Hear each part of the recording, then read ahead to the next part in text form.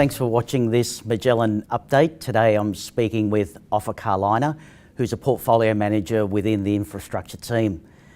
Ofer, there's been a threat of rising rates over the last couple of years. Recently, the Fed seemed to have changed its outlook to maybe lower rates for longer.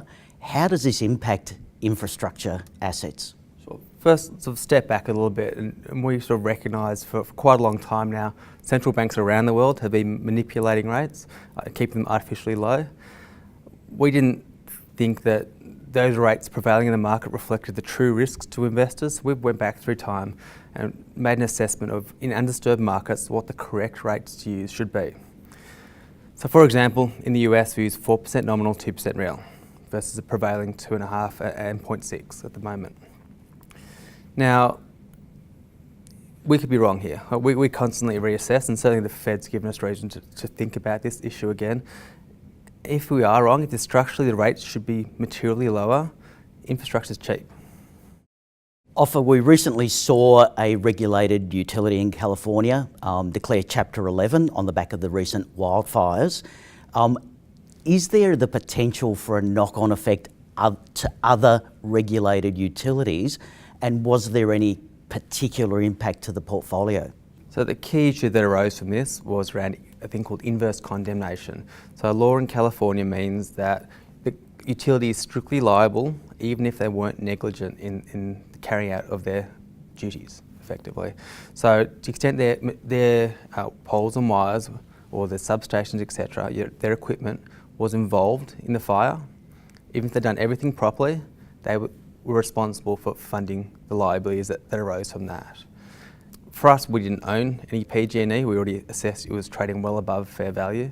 The wildfires were clearly a tragedy. The issue for us is, even after they occurred, we had trouble sizing liability.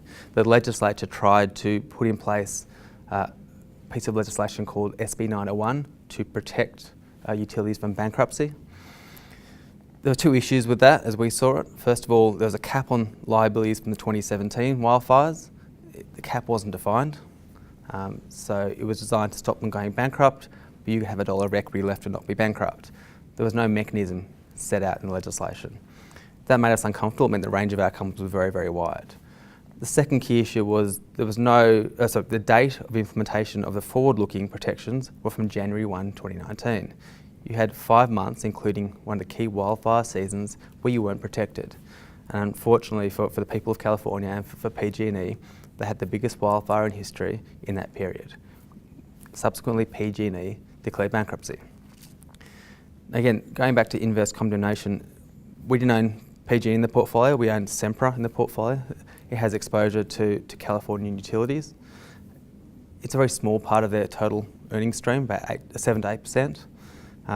What's more, they're best in class in terms of safety. Therefore, we're confident those risks are mitigated across the entire business, and therefore we're comfortable to continue to own that in the portfolio. Ofer, maybe talk us through a little bit about your view on the reliability of earnings and dividend streams from infrastructure assets.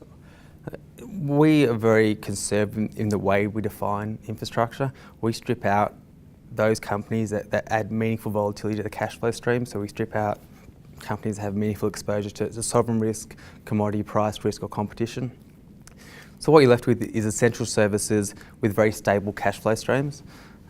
As a consequence, the dividends that come out of those businesses or cash flows that are generated by those businesses are very, very stable, and therefore investors can look with a great degree of certainty at the underlying cash flows and have that reflect in the dividends that they receive ultimately as an investor. So Ofer, are there any particular risks that keep you awake at night?